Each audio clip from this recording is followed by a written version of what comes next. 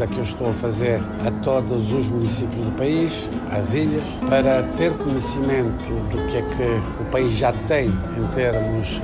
de estruturas, de técnicos à disposição, para podermos equacionar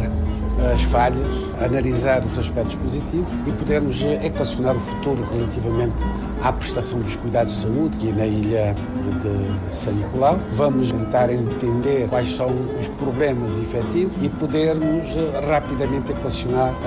a intervenção necessária. O nível de saúde que nós temos aqui na ilha estão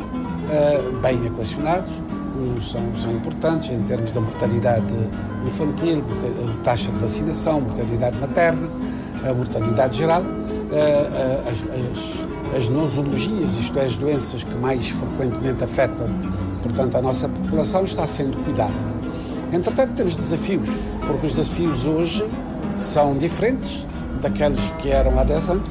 e aquelas que eram há 10 anos são diferentes daquelas que eram há 20, há 25 ou há 30.